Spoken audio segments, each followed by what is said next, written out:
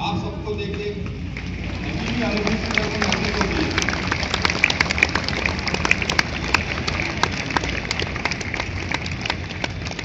बच्चों, अभी हमारे टीम के 2 मेंबर और रह गए, मैं उनका भी परिचय सबसे पहले आपसे कराना चाहता हूं। हमारे बीच में ऋषिकेश जी हैं, जो IIT रुड़की में इलेक्ट्रॉनिक्स 4th ईयर के छात्र हैं और वो भी हमारी संस्था इंडियन प्रोग्रेसिव सोसाइटी से जुड़े हुए हैं।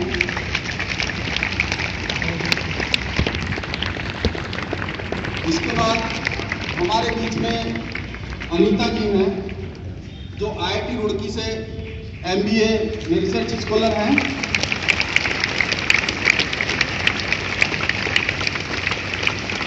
तो बच्चों, बाकी परिचय हमारा प्रिंसिपल महोदय ने दे दिया है।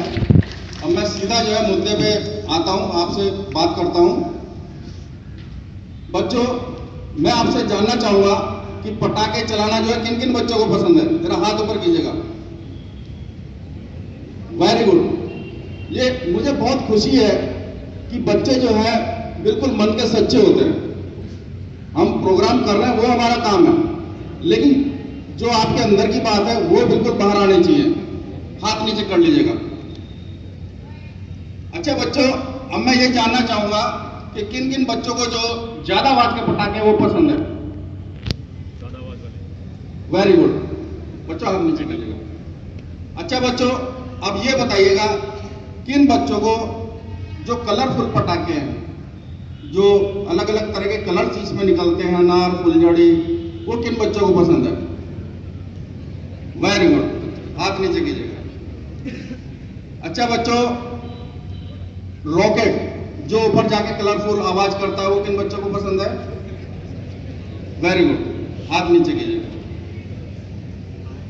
बच्चों, अब इसी के बारे में मैं आपसे बात करना चाहूंगा। बच्चों, ये जो पटाखे हैं किस तरीके से हमारी ह्यूमन बॉडी पे और हमारे पर्यावरण को नुकसान करते हैं, इसके बारे में मैं थोड़ा सा आपको बताना चाहूंगा। बच्चों, जो ज्यादा आवाज के पटाखे हैं, आपने महसूस किया होगा या आप तो जानते ही हो, जो बच्चे पटाखे चलाते हैं, कि जैसे ही आप पटाखे में आग लगाते हो और अपने आप क्या करते हो, पीछे हट जाते हो और अपने कानों में उंगली लगा लेते हो। ऐसा होता है ना बच्चों? वो किस लिए होता है? क्योंकि आपको मालूम है कि अगर हम पीछे नहीं हटेंगे तो हो सकता है कि ये पटाखा बर्स्ट हो जाए और हमको कोई नुकसान हो जाए। और अपने कानों में उंगली इसलिए लगा लेते हैं ताकि आपके कान को कोई दिक्कत ना हो। ऐसा ही होता ना बच्चों? तो बच्चों, आप ये देखो कि आप अपनी सेफ्टी के लिए पीछे हट गए और कानों पे उंगली लगा ली, क्योंकि आपको पता है। अब आप महसूस कीजिए कि हमारे घर में जो हमारे पेट्स हैं, कुत्ता है, बिल्ली है, या सड़क के ऊपर जो जानवर चलते हैं जिसमें गाय, भैंस और दूसरे जानवर हैं, दिवाली के दिन आपने देखा होगा कि जैसे ही पटाखे चलते हैं तो जितने भी ये जानवर हैं, जो कुत्ता बिल्ली है, जो घरों में हम पालते हैं, वो छुप के घर के किसी कोने में बैठ जाते हैं या किसी चारपाई या पलंग के नीचे दुबक जाते हैं और या फिर बहुत तेज तेज भौंकने लगते हैं। आपने ऐसा देखा होगा। बच्चों, वो इसलिए क्योंकि आपने तो अपने कान में उंगली लगा ली, लेकिन क्या वो अपने कान में उंगली लगा पाते हैं? नहीं लगा पाते हैं। तो हमारी वजह से उन एनिमल्स को कितनी परेशानी होती है, जो कि अच्छी बात नहीं है। हमारी जो कान की सुनने की जो क्षमता है वो 60 डेसिबल तक होती है, और जो पटाखे हमारे मार्केट में आ रहे हैं वो इन सबसे ऊपर है। उसमें कोई भी सेफ्टी प्रिकॉशन जो है नहीं लिए जा रहे हैं। उससे हमारी जो सुनने की क्षमता जो है वो भी खत्म हो सकती है। तो बच्चों, मैं समझता हूं कि आप नहीं चाहोगे कि हमारी वजह से जो हमारे जानवर हैं उनको कोई नुकसान हो। और कई बार आपने देखा भी होगा कि जैसे ही हम सड़क पे पटाखा चलाते हैं और गलती से अगर कोई कुत्ता या बिल्ली आसपास बैठी है तो एकदम से भागता है। और ऐसा अक्सर हो जाता है कई बार कि वो भागते भागते डर के मारे किसी वाहन से टकरा जाता है और उसको मौत तक हो जाती है। तो हमको ऐसा नहीं करना है। अच्छा बच्चों, अब जिन बच्चों को कलरफुल पटाखे जो पसंद है, उनको मैं बताना चाहूंगा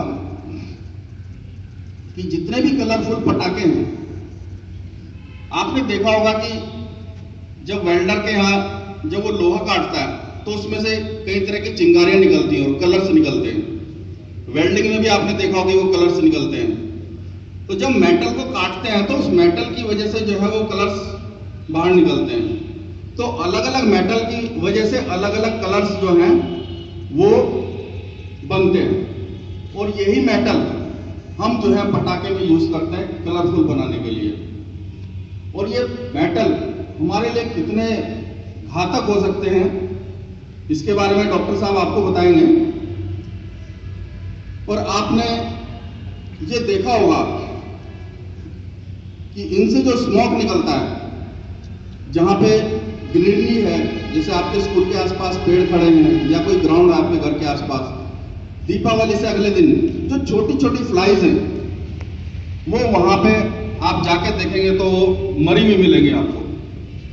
तो ऐसा किस लिए है?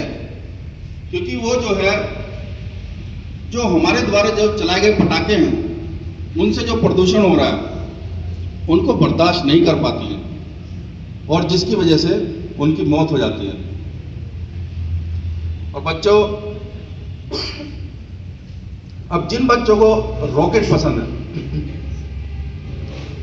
हाँ कोई बात नहीं, हाथ नीचे कीजिएगा। देखो बच्चों, रॉकेट जो है वो ऊपर जाके आवाज करता है या ऊपर जाता है, और हमारे जो बर्ड्स हैं, जितनी भी फ्लाइज हैं, वो पेड़ के ऊपर घोंसला बना के रहती हैं।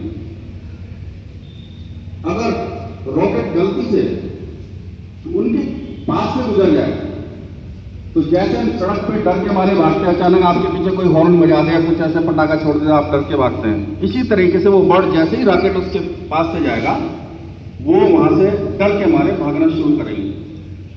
और उससे क्या होता है कि वो डर के मारे जब भागेंगी तो वो उड़ेंगी, उड़ती जाएंगी और लास्ट में फट के जो है वो गिर जाएगी, और ज्यादातर केस में जो है उनकी मौत हो जाती है। आपने देखा होगा कि किसी भी ऐसे फेस्टिवल पर जहां पटाखे हम लोग यूज करते हैं, समुद्र के आसपास के इलाकों में बहुत सारे जो बर्ड्स हैं, जो फ्लाइज हैं, वो मरी हुई मिलेगी। उसका सिर्फ और सिर्फ एक ही कारण है कि जो पटाखों से जो प्रदूषण जो हो रहा है उसको जो है वो बर्दाश्त नहीं कर पाती है। तो बच्चों, हमारे एक शौक की वजह से इतनी सारी परेशानियां हमारे जो सराउंडिंग है उनको हो रही है, हमारे एटमॉस्फेयर को इतना नुकसान हो रहा है। और एक बहुत बड़ा कारण ग्लोबल वार्मिंग, आपने बच्चों सुना होगा, पढ़ा होगा। तो थोड़ा सा मैं इसके बारे में भी आपको बताना चाहूंगा। बच्चों, जैसे आप अपनी सेफ्टी के लिए अपने आंखों पे चश्मा लगाते हो, और धूप में अगर आप निकलते हो या बारिश में तो छतरी लगाते हो, इसी तरीके से हमारी जो ये पृथ्वी है, इसको बचाने के लिए प्रकृति ने एक बहुत अच्छा हमें कवच दिया है, ओजोन लेयर। ओजोन लेयर सूर्य से जितनी भी रेस निकलती हैं वो उसमें से पास होके 90% जो है वो रिफ्लेक्ट हो जाती है, और 10% जो है उस लेयर के अंदर रहती है, जो कि हमारी धरती की सारी जरूरतों को पूरा करती है। ये प्रकृति का बनाया हुआ सिस्टम है, बहुत ही अच्छा है। लेकिन हम जो प्रदूषण यहां पे कर रहे हैं, तो वो जो लेयर है, जैसे गंदगी किसी भी चीज पे जम के वो मोटी हो जाती है, इसी तरीके से वो जो परत है वो मोटी होती जा रही है। तो जितना रिफ्लेक्शन रेस का होना चाहिए वो उतना नहीं हो रहा है।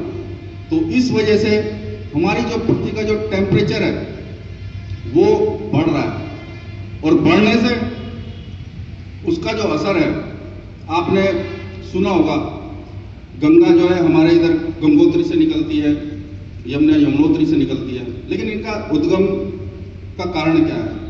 बर्फ के बहुत बड़े बड़े ग्लेशियर, बर्फ के पहाड़।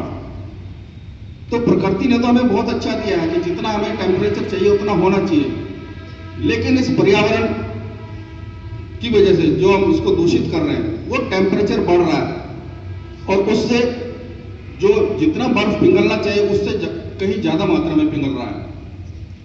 और उससे क्या होता है, वो नदी के द्वारा वो जो है पानी गंगोत्री यमुनोत्री से बह के सीधा समुद्र में जाता है, और उससे क्या होगा कि पानी का जो लेवल है वो ऊपर आएगा, जिससे समुद्र के आसपास के जितने भी गांव या शहर हैं उनको बहुत भारी नुकसान होने की संभावना है। और कई क्षेत्र तो जो है धीरे धीरे समुद्र के अंदर समा भी चुके हैं।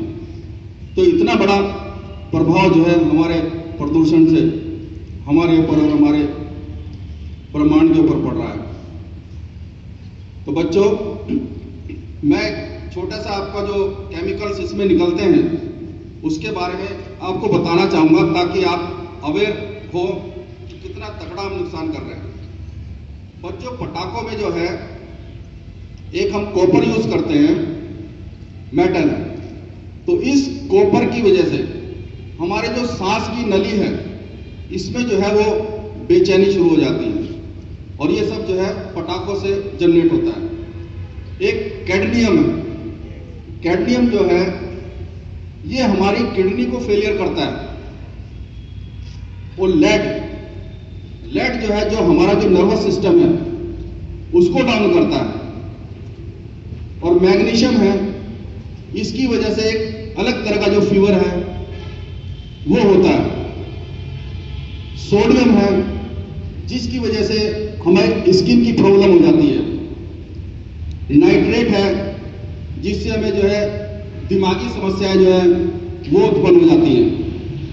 जिंक है, जिससे कि हमें उल्टी आने की समस्या होती है। और नाइट्राइट, ये ऐसा केमिकल है जिससे कि कोई भी मनुष्य अगर इसकी अधिकता शरीर में हो जाए तो वो कोमा तक में पहुंच जाता है। तो बच्चों, इतने दुष्परिणाम हैं हमारे पटाखे चलाने की वजह से। तो बच्चों, मैं समझता हूं कि जो भी बातें मैंने बताई आपको अच्छी तरीके से समझ में आई होंगी। तो इसी क्रम में अब मैं डॉक्टर सुशील नागर जी को यहाँ आमंत्रित करूंगा। उनका परिचय देने की मेरे को जरूरत नहीं है, प्रिंसिपल साहब ने ऑलरेडी दे चुका है। तो डॉक्टर सुशील नागर जी।